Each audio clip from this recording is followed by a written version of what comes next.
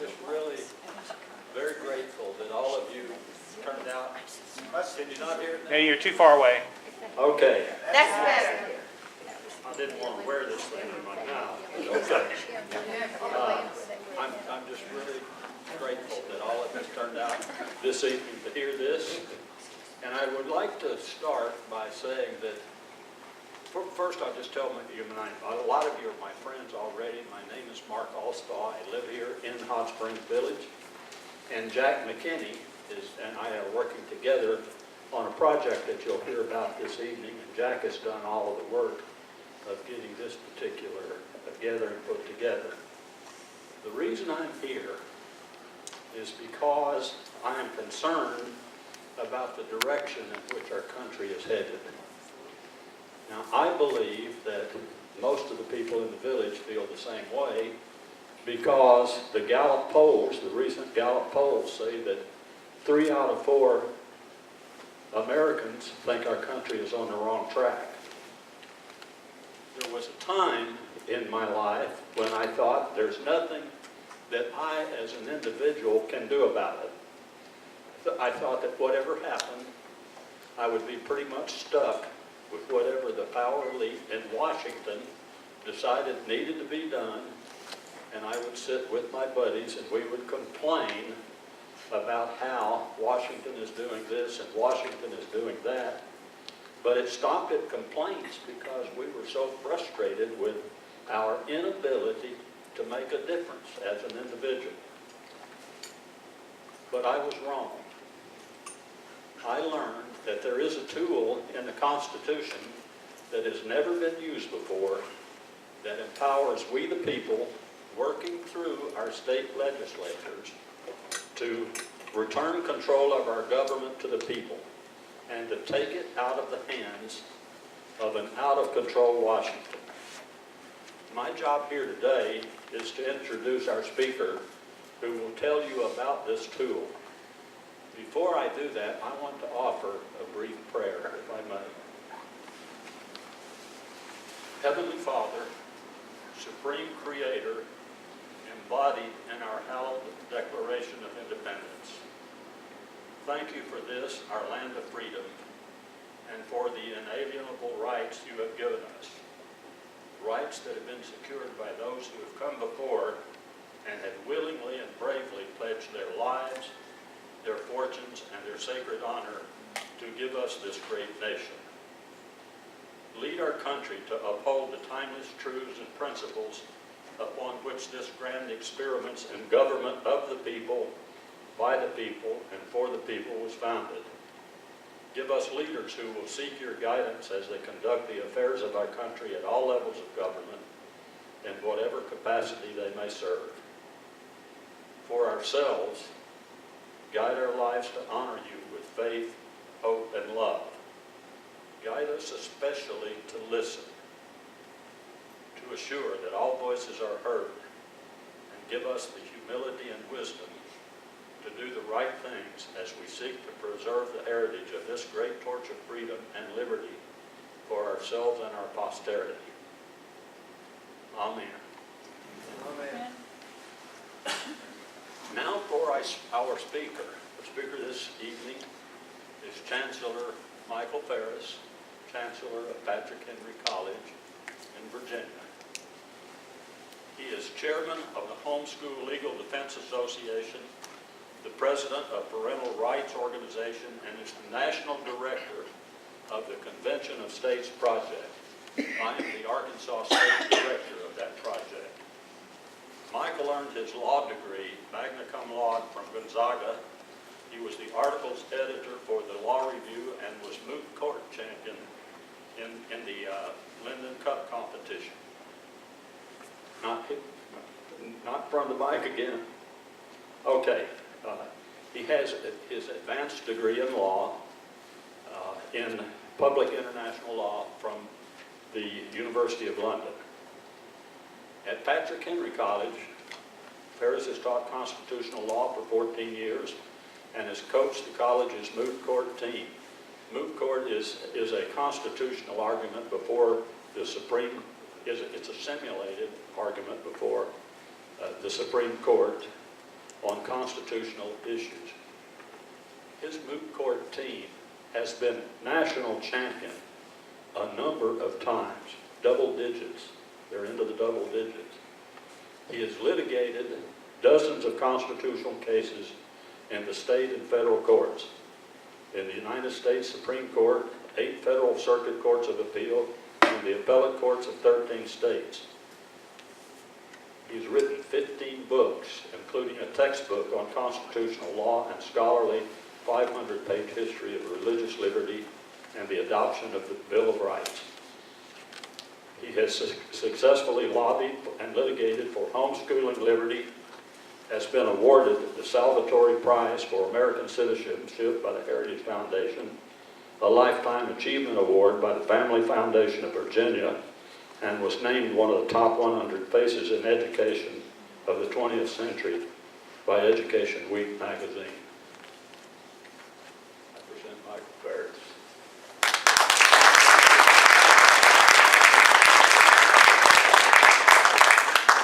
The first thing to determine is if my microphone works. There we go. Yes. Well, okay. Now we're going to have to turn this one That off. mic, yeah. Okay. So I'll just slip this here and we'll go. And I think I've done it. Have I done it? Okay, good. Yes. I'm not going to walk around. It is good to be with you all. And I would be remiss if I didn't say that I was born in Arkansas. I was born in Conway, Arkansas, 17 years ago. Actually, last winter I had to say the words out loud that I have gone to my granddaughter's high school basketball. We have 10 children, it's just one marriage, and we're not Catholic or Mormon, we're Lusky Baptists. And we have 17 grandchildren, number 18's on the way. I tell the leftists, you take over America your way, I'll take over America my way. My wife and I have lived in Virginia for close to 30 years now. I left Arkansas when I was 3, moved to Washington State where I grew up, but my dad was a public school teacher and principal, and I spent the majority of my summers in Stone County, Arkansas, at my grandparents' house. And so I have deep roots in Arkansas and love the state very much. And I'm proud to have been born here and obviously am an Arkansas native. So the independence that I learned from my family goes to really important questions about philosophy of government. There are really only 2 questions, or two answers to the question, what's the purpose of government? The purpose of government can either be to protect life, liberty, and property, or the purpose of government can be to provide for my needs.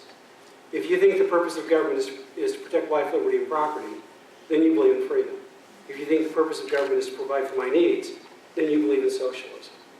And I am convinced, and the evidence is abundant, that those 2 philosophies cannot mutually coexist over extended periods of time. We are at the crossroads of our country to determine whether we're going to be a free country or not. And the document that gave us freedom and guaranteed our freedom is the Constitution.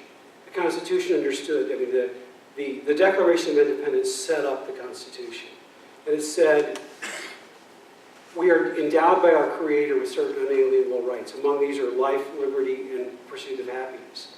And it's for this cause governments are instituted among men. It's to protect our God-given rights. Why did our founders think that we have government? It's to protect our God-given rights. Not to provide for our needs, but to protect our God-given rights. And the founders understood that there were 3 things that were absolutely essential to be able to protect liberty and to protect those rights. They wanted to have good people in office. They wanted to have good policies. But most of all, they wanted to have good structure. Because they had really a Christian view of the nature of man. They believed that man is basically sinful.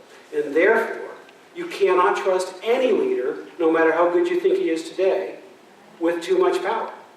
And so they created a very carefully crafted system of checks and balances, of federalism, limiting each branch of government's power, and giving the states power of both back and forth. And the system was designed to check the heart of man to create power for himself and to accumulate power.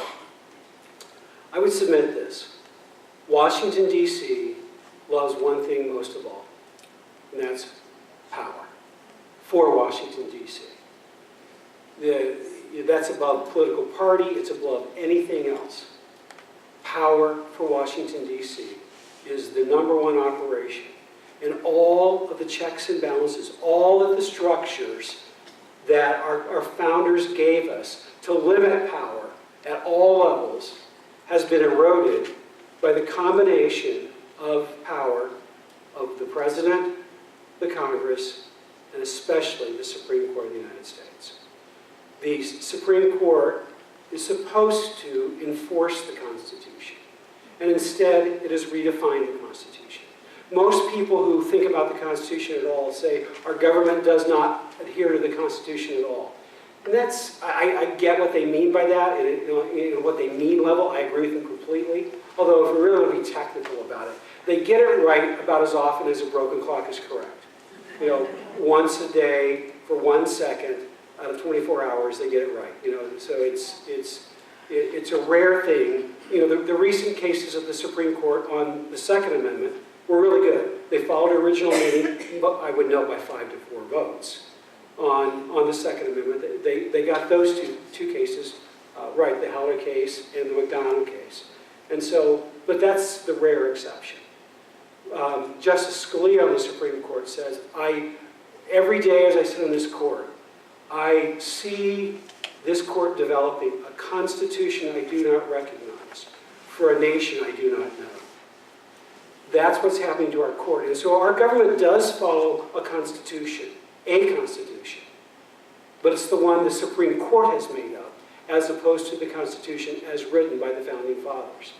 And the Constitution the Supreme Court has made up has some problems with it.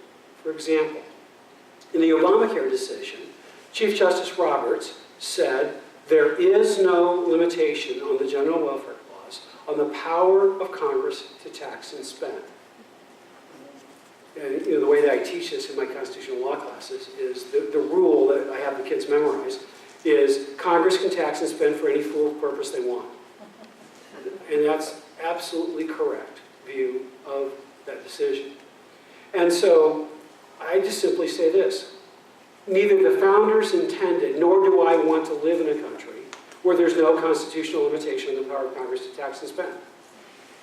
The most important rule in the Constitution is about limiting the power of other branches and increasing the power of Congress. And that is Article 1, Section 1. Now, I've been a First Amendment litigator for, almost 40 years now. And so, you'd think that I would think the First Amendment is the most important.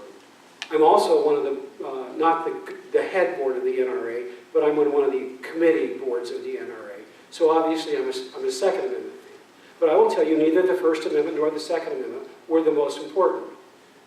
Even their numbering doesn't tell you the most important, because the Bill of Rights, when they were originally proposed, there were 12 proposed amendments, and they didn't ratify the first two, so they had to renumber them. The First Amendment was intended to be the Third Amendment, the Second Amendment was intended to be the Fourth Amendment, but they renumbered when the first two didn't get ratified. So you can't make anything out of the numbers, or else you just get shown to be silly, because the firstness of the First Amendment is a historical accident. The most important rule in the Constitution is the most important rule in any organization, and that's this. Who has the power to make the rules? And that's found in Article 1, Section 1 of the Constitution, right up front. Because the operative word in the Bill of Rights, First Amendment, is amendment. Yes. And so, that's that. The most important rules in the original Constitution. Who has the power to make the rules? And they wanted all legislative authority vested in the Congress of the United States, which means simply, only Congress can make the rules. The president's not supposed to be able to make the rules. President Obama has said that he has a pen and a phone, and if Congress won't act, he will. He'll make the law. Well, I get the pen. I don't get the phone. You know, who's calling him, telling him what to write, or I don't get that. Maybe it's, you know, I don't know. We'll just pretend we imagine who might be calling him, telling him what to write. But the pen I get, and by the way, he's not the first. He's just perfected the tactic of legislating by, the Republicans have done this, Democrats have done this. You know, the main difference is the degree and the rate of slide over the abyss. It's you know, to be fair about it, I was a Republican nominee for Lieutenant Governor of Virginia in 1993. I was George Allen's running mate, so I'm a Republican. But I tend to think that there are two parties in the country, the evil party and the stupid party. And they tend to take turns switching which those are. But whether they're Republicans or Democrats, all legislation is supposed to be passed by Congress. Why? Because lawmaking is a really important power. And they didn't want any one person to have that ability. And they sure wanted people who had that ability to be up for election, because if you didn't like the law, you throw them out of office. Well, the Environmental Protection Agency is a really good example of how this is done wrongly. You know, the federal wetlands law. How did they decide how much land had to be wet, and how wet did it have to be in order to be considered federally protected wetlands? And I am not making this up. Congress didn't decide either of those questions. Those are huge, important policy questions. Really big deal. And the EPA could have said 1 square foot, or they could have said 100 acres, or they could have said any number of things. But they said 1 acre.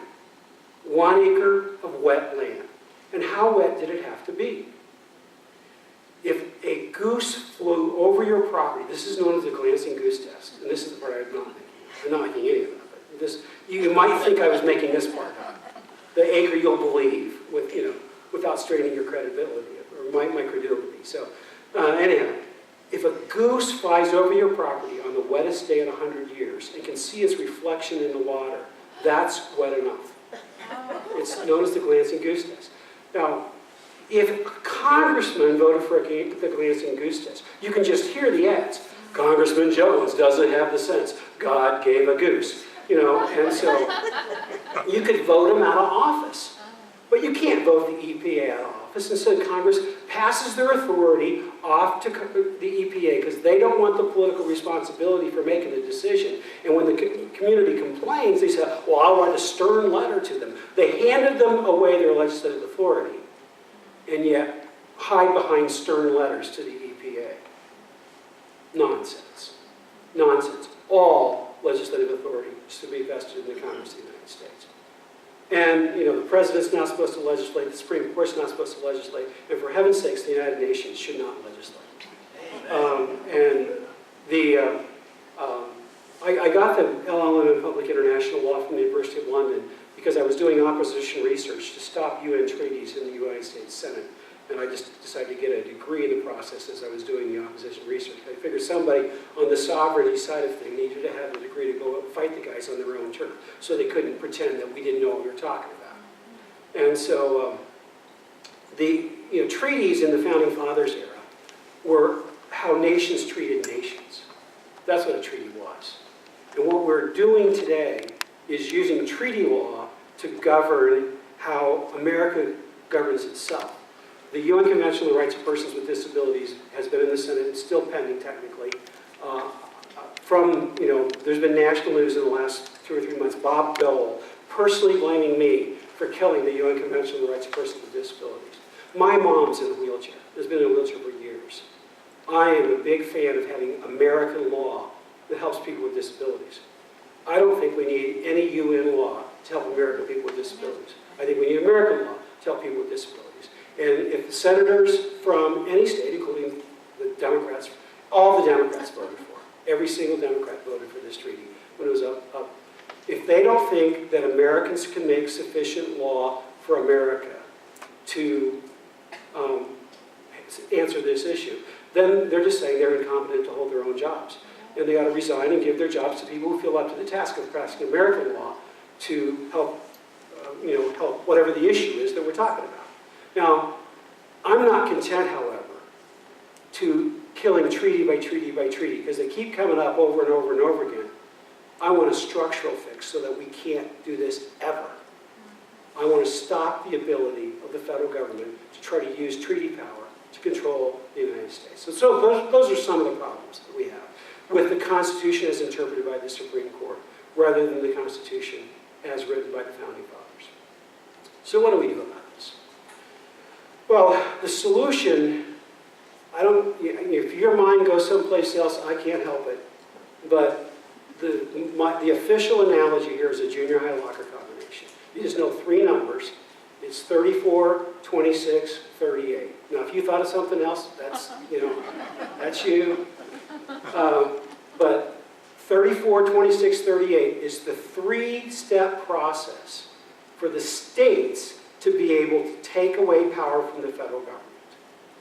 And why did they get this? At the end of the Constitutional Convention, the proposal on the table was that all constitutional amendments, and the founders knew that they were going to need constitutional amendments. They just thought they needed to wait a couple of years and get some experience before they started meddling with the structure.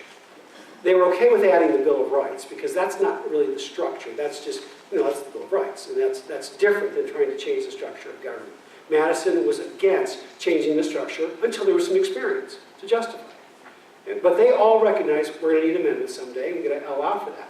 And so what they said was, well, Congress will propose all the amendments, and the states will ratify all the amendments. Sounds right, nice and balanced, until George Mason spoke up and said, hey guys, if we do that, and the issue is Congress has too much power and is abusing their power, Congress will never propose the amendments limiting the power of Congress. If you think we can get away with that, that we'll have a solution here. We don't have a solution. So they gave us the ability of the states by themselves to take away the power of the federal government. That is exactly the reason that they gave us Article 5 in the way they did. The two forms of proposing amendments. A Congress-based method and a state-based method of proposing amendments. Now, they didn't want individual states to be able to get rid of federal law. That's called nullification, or at least one theory of nullification. James Madison said at the end, in the 1830s when he was writing about this, he said, nullification is not by a state, but by the states, collectively. And the way they do it is through Article 5, the very process we're talking about. Is the federal government is overstepping its bounds, the states collectively. Now, why do I say that? Rhode Island, since I'm a Baptist, in fact, I'm an ordained Baptist pastor, so I really am entitled to make Baptist jokes. Rhode Island was a Baptist state, and Rhode Island nearly unilaterally killed the Union in the days of the Articles of Confederation because it kept saying no to everything. Any change, anything that they needed to do. This one cantankerous Baptist state doing what Baptists do and dissenting. The founders didn't want to recreate that very problem.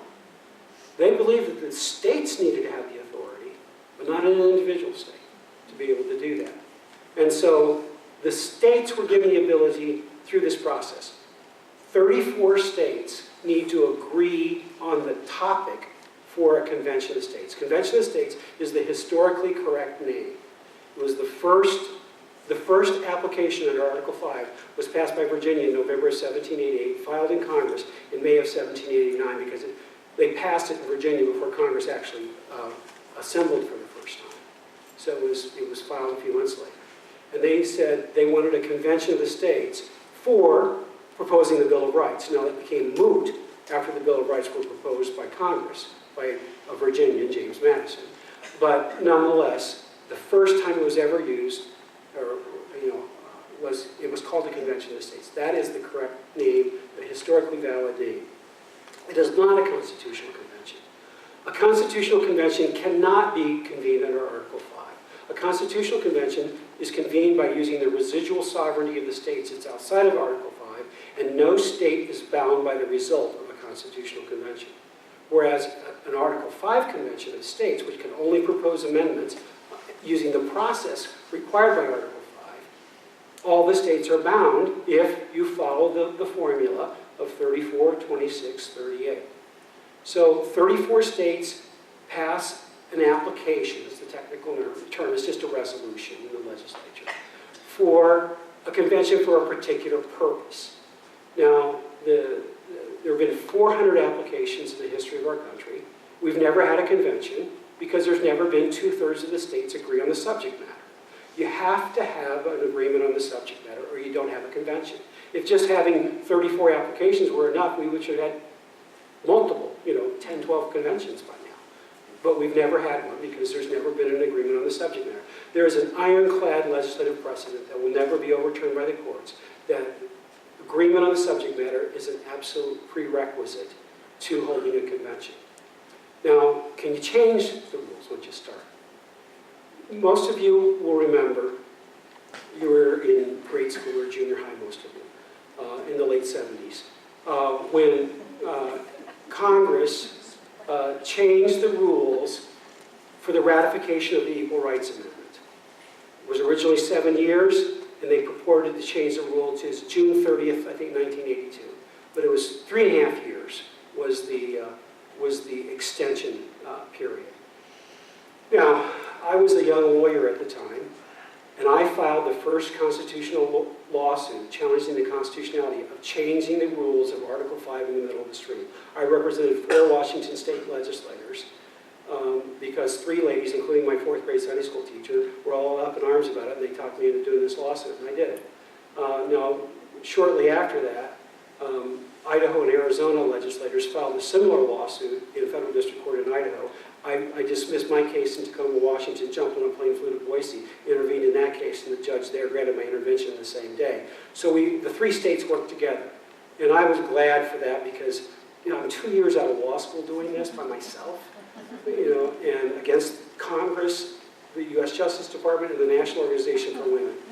I could handle 2 of those by myself, but 3 was a bit much for, somebody as young as I was.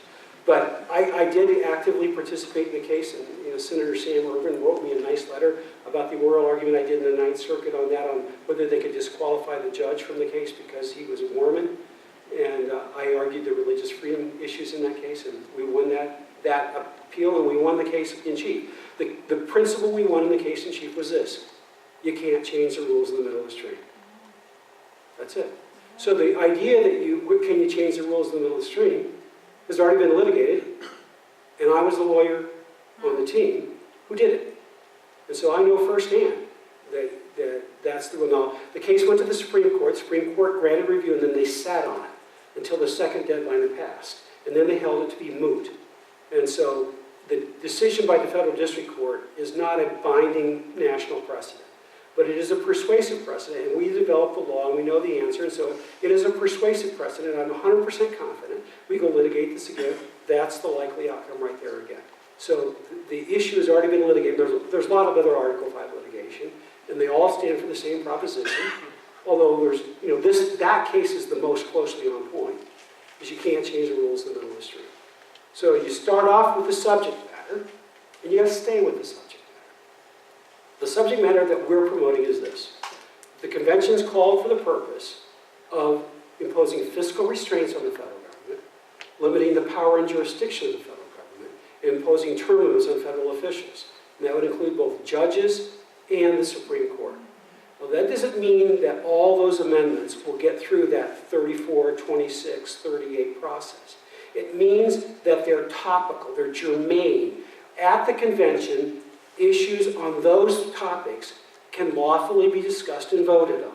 And if you can get the 26 to approve the text, then that will go out to the states. If you get 38 states to approve, then that's the final result. And so, like term limits on the Supreme Court, for example, which is one of the things I really want to do. And let's say it's 8 years. You get 1 8-year term because you want the judges to be judicially independent. You don't want them currying favor with the politicians. And I think, give them 1 term and they're gone, they're not going to be currying any favor. They're just gone. And so, thank you very much, and I'll go be a high-priced lawyer for the rest of their life. And so that's okay. And I actually would like the states to appoint the Supreme Court, and I'd also like to give the states the ability to impeach the Supreme Court, and I'd also like to change the impeachment clause on the Supreme Court to say that in addition to high crimes and misdemeanors, that deliberately disobeying the original meaning of the Constitution is also grounds for impeachment from the Supreme Court. And so, those are the things that are germane, and we can get them through the 26-38 part of the process. Those are the kinds of things that we can do, along with changing the general welfare clause. The original meaning of the general welfare clause is this: if the states can spend money on it, the federal government can't.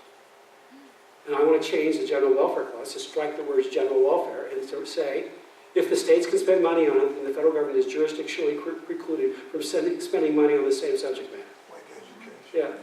Yeah. And so like education, like welfare programs, like all the entitlement programs that are bankrupting the country. Boom. Then the Commerce Clause wasn't originally intended to give Congress the power to regulate anything other than interstate shipping. Not mining, not banking, not farming, not manufacturing. Nothing that happens inside of a General Motors plant is interstate commerce. Not a blessed thing. When the car gets on those transport trucks, interstate commerce has begun, assuming that the truck's going to cross the state line. Commerce has begun. It's interstate if it's going to cross the state line. When you download the car at the dealership, commerce is over. And a real simple fix for this is Congress has the power to regulate interstate shipping. And just to make sure, you say, Congress shall not have the power to regulate those things that affect interstate shipping. Because it's the effects test that has given Congress this wide open power to regulate anything with a dollar sign. And really simple changes that are profound can reverse the Supreme Court. Now, people will ask me, why do you think the Supreme Court will obey this if you change it, if they don't obey the Constitution now? Well, I've forced the hand of the Supreme Court before. I've successfully done it. Now, I didn't do it alone, but I was a key leader in the process. All of you followed the Hobby Lobby case in the Supreme Court. Hobby Lobby didn't win that case on the First Amendment.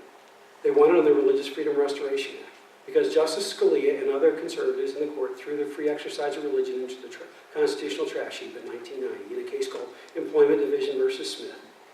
There was a group, the group that did this looked like the bar scene in the original Star Wars movie. I was Luke Skywalker, I just want to say that. But I was there with the ACLU and People for the American Way and all these weird leftist organizations. And they had, weird things coming out their head, and but I was the guy that named the law that Hobby Lobby used, the Religious Freedom Restoration. And I was the chairman of the group that wrote it, the drafting committee. I was the only conservative on the drafting committee. It was mostly Jewish organizations, and to their credit, the Jewish organizations stood firm and forthright on the free exercise of religion and stood for exactly the right thing. The reason the ACLU and the others were involved is all the Jewish organizations called in their political chits and said, you will support this. And the ACLU toed the line. And I was really glad that the Jewish groups did that. It was great. It was wonderful political gamesmanship on the part of the Jewish organizations. And Bill Clinton signed the thing into law. So it was a Democrat-controlled Congress. Both houses were democratically controlled. And the president that signed it was a Democrat. And the group that promoted it was mostly Democrats except for me. And Hobby Lobby won, reversing a Supreme Court decision. And Justice Scalia, who wrote the opinion that said a person cannot get a religious exemption from a law of general applicability, joined the majority. He reversed himself because the law told him he had to. All that to say, if you do it correctly, you can reverse the Supreme Court. I've done it. And so we can do it correctly. Also, when you're writing into the package of amendments we're going to do, we're putting checks and balances on the Supreme Court. You really have the ability to make sure that the Supreme Court stays reversed. Moreover, you have a convention of states once. Every branch of Washington, D.C., and especially the Supreme Court, is going to shake in their boots for a long, long time. And maybe it'll take them 50 years before they get the brave heart to go try to do stuff again. If we give our kids and our grandkids 50 years of good government, we've done a good thing. And we've also validated a methodology that can be used time and time again to show that the states have ultimate power in this country. And they can take it back if they do it again. And I think we change America forever in a good direction if we do this. So, and it's okay to clap. So, is this realistic? There are three 40 states that we're focused on because the process is 34, 26, 38. I don't need all 50 states. I can't get all 50 states for the kind of things I've been talking to you about. California ain't going to play along. Massachusetts ain't going to play along. There are some other states. You can figure it out. I don't have to tell you all 10. So we're focused on 40 states. 27 states, both houses are controlled by Republicans. Governors are irrelevant. They have no power under Article 5. It's just the legislature. It's not referendum by the people. It's just the legislature. It's not Congress. It's just the state legislature. So in the 40 states that we're focused on, there are 4,000 state house districts. Now, when you've organized a state by house districts, by definition you've organized by Senate districts, because you organize the whole state. You just have your people call their House member and their Senate member. Now, some states, they actually have 2 House members per district. And so you call your 2 House members and your 1 senator. That's a rare state. But if, Washington State, for example, where I grew up, does that. So, but if you've organized by House district, you've organized by Senate district. 3,000 districts is our goal. That's 75% of the districts of the country. The theory is this. If we have 100 people in 75% of the districts calling their legislators saying, we want a convention of the states, stage 1. Then they go have the convention, they come back with ratification. We want the balanced budget amendment. We want the rule on tax limitations that you have to have 65% of Congress vote to increase taxes. We want the spending rule that says if the states can spend money on it, the federal government can't. They would, by the way, they would be proposed in a series of amendments, just like the Bill of Rights. And like the Bill of Rights, they would be up for individual vote. That if one of if people didn't want term limits on Congress, well, they'd vote it down. If we didn't want, if the balanced budget amendment came out being worded, well, you have to balance the budget unless it's windy on Thursday, then you could vote it down. But you'd vote for the other things, and so that's how it would work at the end. And so the people need to call their legislators twice, basically. There are 2 stages. They may have to make 5 or 6 calls at each stage, but it's just 2 times. When you're calling for a convention, when you're ratifying the amendments. And so 100 people in 75% of the districts is 300,000 people, if you just do the math. 1/10 of 1% of the American population. That's what it takes. Now, I have explained this plan to about 500 state legislators. And in this, there's 4,000 House members. So, of the 40 states.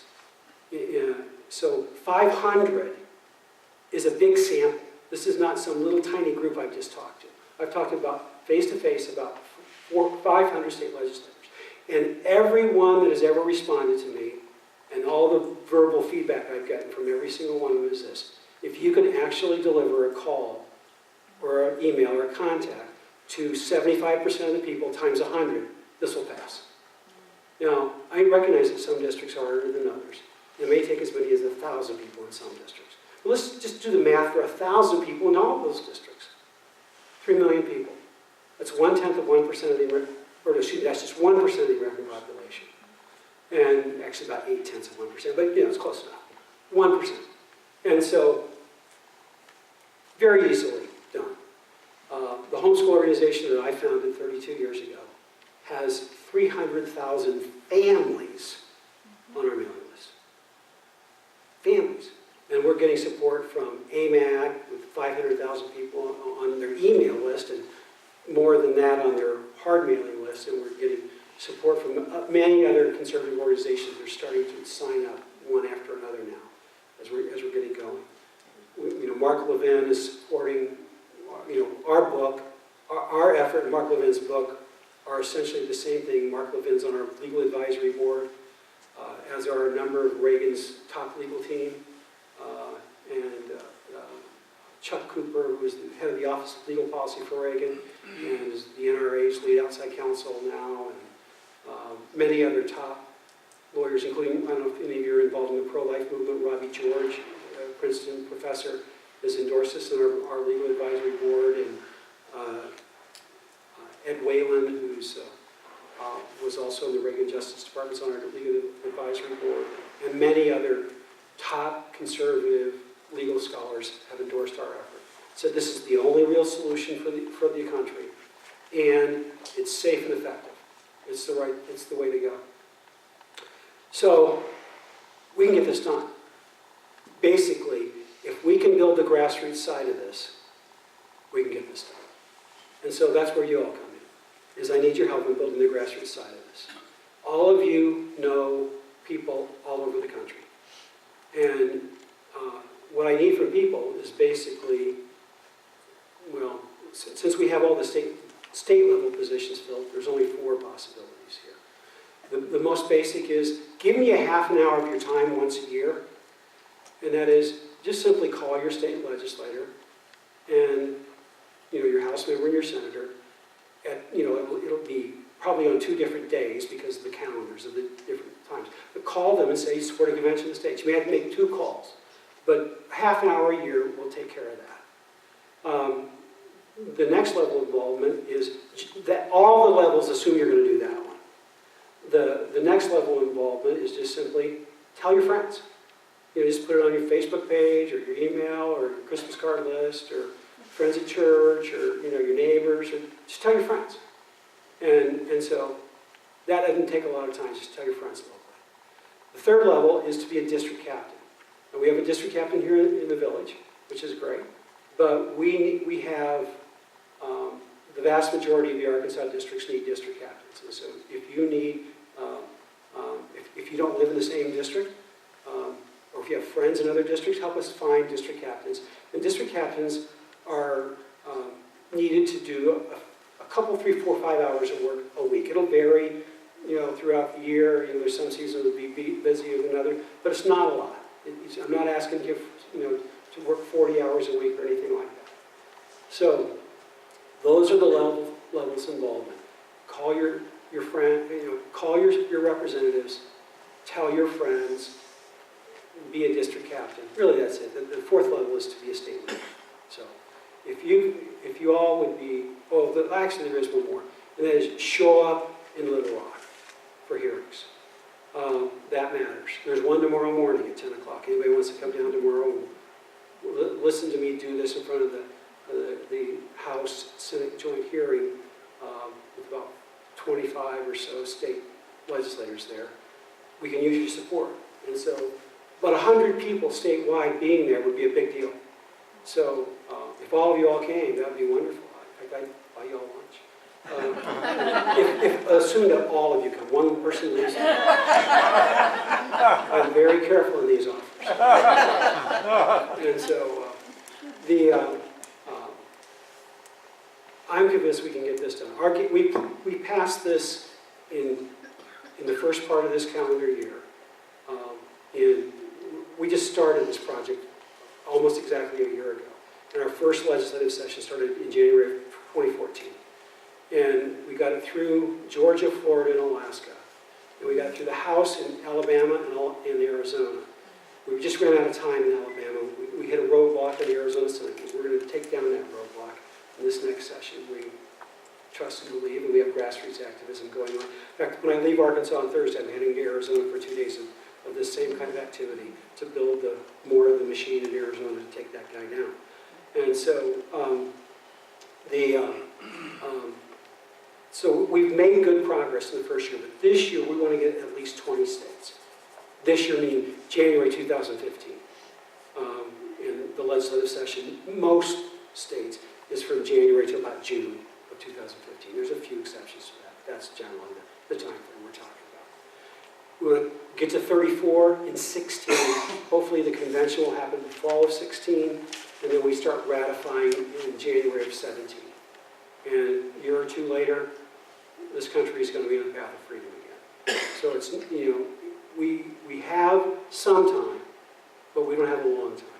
In 2020, fiscal year 2020, 89% of the federal tax revenue of all sources will be spent on 4 things. The interest on the national debt, Medicare, Medicaid, Social Security. 4 things. All defense spending, everything else the federal government thinks it's supposed to do, 11% of the federal revenue. That is a cliff that we will drive over and will never recover from. If we don't take the credit card away from the teenagers, they're going to destroy the country. And I want to do this before they destroy it rather than after they destroy it. It can be done either way. It's a lot better if we do it, now. It's really, we're a little bit late, but not too late.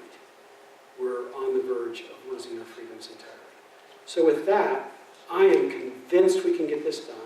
I'm convinced it's the only system that will work because it is the only thing that brings in the third leg of the stool the founders gave us. Yeah, we need good people in Washington. I hope you vote for good people to go to Washington and good people to go to Little Rock. And good people for your mayor and so on. We need good people. Yes, we do.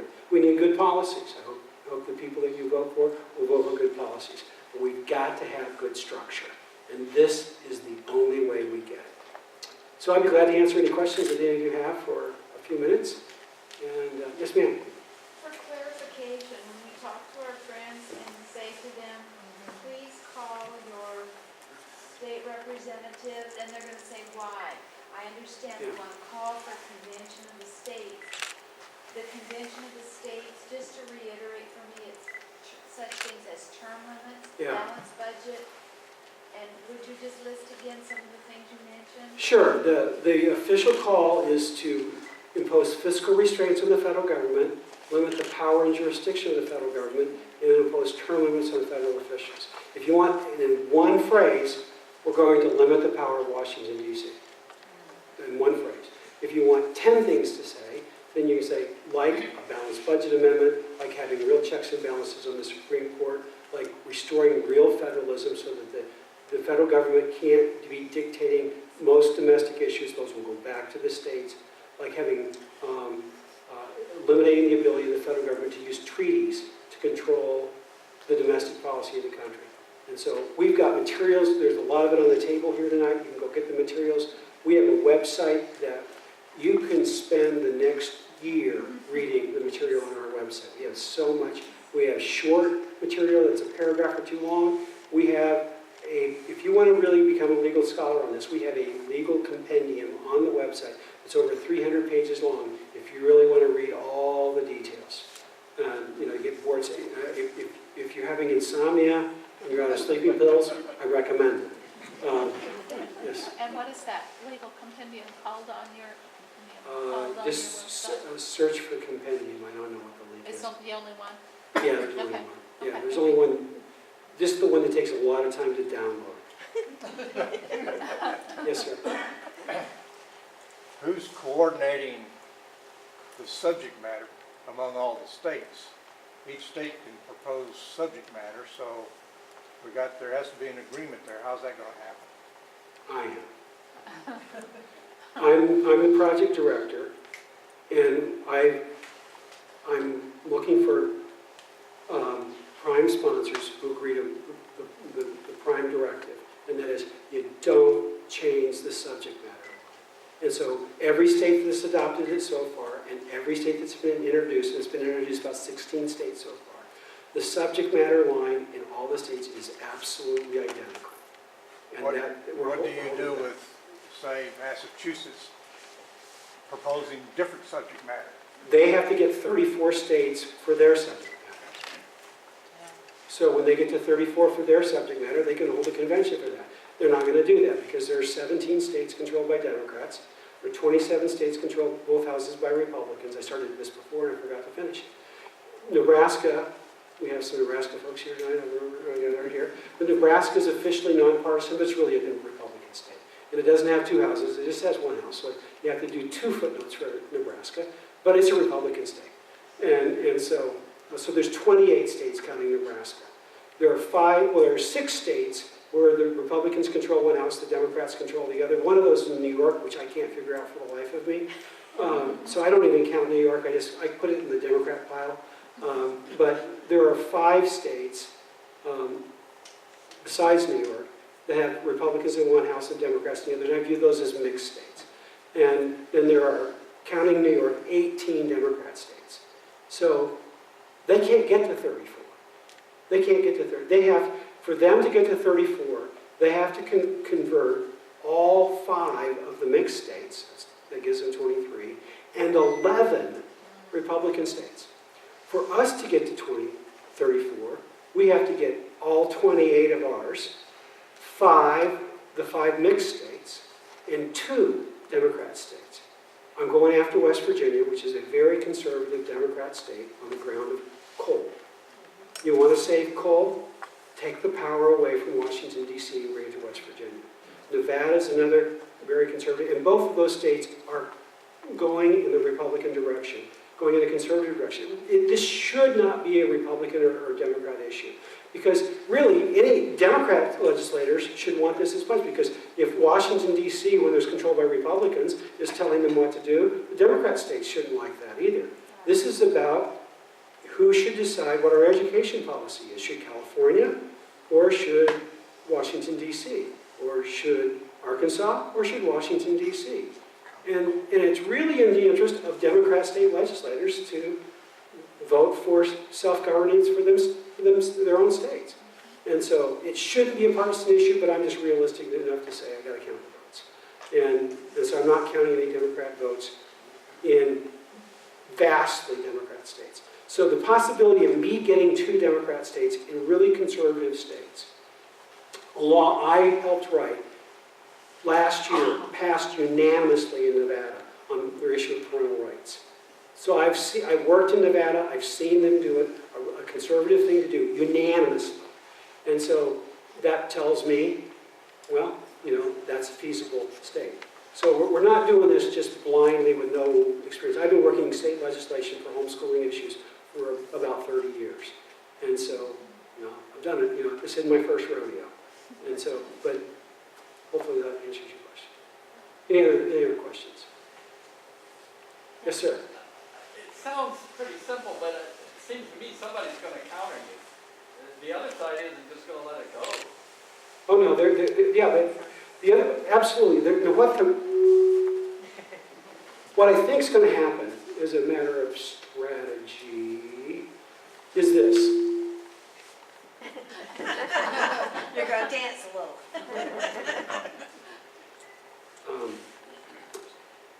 They're going to let us go along and ignore us pretty much until we get about 25 states. Then the public employee unions are going to come after us with everything they've got. Okay? That's what's going to happen. Those are the big guns that are going to come after us. Been there, done that. I've lobbied for homeschooling for 30 years. When I started, every single state, except 2, it was illegal, according to the state officials, to homeschool. Now, if you ask me, I said the Constitution of the United States protected you wherever you lived. But there was a disagreement about that between me and the officials and the courts. So we had to fight that out for a while. But who are our opponents? The teachers union. The #1 lobbying group in every single state. Who is their normal lobbying opponent? The State School Boards Association, the State Department of Education, management and labor. Sometimes they work together, but where there's at odds, it's, that's who they face off with. On our issue, those people were all together. All together. So I faced the teachers union with a homeschooling movement that's a fraction of the size that it is today. Been there, done that, got the t-shirt, and beat them soundly for 3 reasons. #1, we out-hustled. #2, we turned out, we had the truth on our side and we were right on the substance. And #3, the big reason is we depended on God. And I believe that God was pleased to bless the liberty of people who wanted to do the right thing with their kids. And this is really the same thing. This is not, I'm 63, and so, I'm now, for all purposes, in the generation that my self-interest is a big federal government that sends me checks. This isn't about me. The interest I'm pursuing is the interest of my children and my grandchildren. That's what this is about. And I think that God is pleased when people act not out of their own self-interest, but for the protection of the liberty of children. And that's what we're doing here. is, are our children going to be living in slavery, or are they going to be living in freedom? So I'm walking in confidence, having seen God deliver against the unions time and time and time again. And so, you know, I don't worry about those people. I just go out and hustle them and depend on God. So, all right. Mark? Okay, one last question. Yeah, at what point do we get involved with these phone calls? Okay, when you sign up, and we have petitions here tonight, you can sign up with a pen and a piece of paper. You can sign up on our website, conventionestates.com. When you sign up and give us your email address, we may mail you an actual letter once in a great while. Don't count on it. I need your email address. And we'll send you an email saying, now's the time. And so, you know, when you sign the petition online, that automatically generates an email to your state House member and your state legislator, telling them that you are a supporter of the Convention of States. So they get one right off the gate. But they'll get others, and we need to give them others at the right moment. So that's kind of like a background informing thing. So, but just give us your email address and we'll tell you when. It's a short answer. All right. Okay. Yes, ma'am. As someone who doesn't really do politics very intelligently, I wonder if there's something I should probably not say on Facebook. I wouldn't propose marriage to random strangers. I wouldn't give your Visa account number. I meant about the Oh, how about this? con. Well, first of all, don't call it a constitutional convention, because it's not. Okay, It's a convention of states. right. By the way, if you've ever heard the argument that the United States Constitution was adopted as a result of a runaway convention, that's a lie. Now, I believe the lie myself until just not that many years ago. But if you go back and read the original history, which we have, I trust we have handouts of that? Here. Okay, yeah, and it's just a couple, 3 pages, and you can read that history and find out the truth. The short answer is the states, not Congress, gave the delegates their instructions. And they told them to render the federal constitution adequate for the exigencies of the Union. They didn't tell them, just go amend the articles. So the Congress didn't have any authority to call the convention. They didn't think they were calling the convention. They just endorsed it. That's the short answer. But you get the longer answer in the paper there. So don't call it a constitutional convention. Other than that, you just need to say, Washington, D.C., you know, the simple message is this: Washington, D.C. is broken. It's never going to fix itself. The Constitution gave us a way for the states to fix it. It's time we fix it. That's it. That's the whole message right there. 4 sentences. And the vast majority of people will get those 4 sentences. This is not that complicated. What I say when I tell people that it's not political, and the reason I believe that is I just went through a process myself where I said, is saying the Pledge of Allegiance to the flag a political statement or a patriotic statement? And generally people will agree that it's a patriotic statement. And I say, is preserving and protecting the Constitution a political endeavor or is it a patriotic endeavor? And if they say patriotic, then I'm convinced that we're all on the same page. We're involved in a patriotic activity, not a political activity. It has politics around the edges, but it's not political in terms of its principle for us. That's really good. I'm going to steal that, Mark. I'll give you credit the first 3 times, and after that I'm going to ignore you. All right. Well, Mark said that he promised that this would be an hour, and there's a rule. If the rule is you start on time, the corollary rule is you should end on time. And so thank you very much for coming. I'll turn it back to Mark.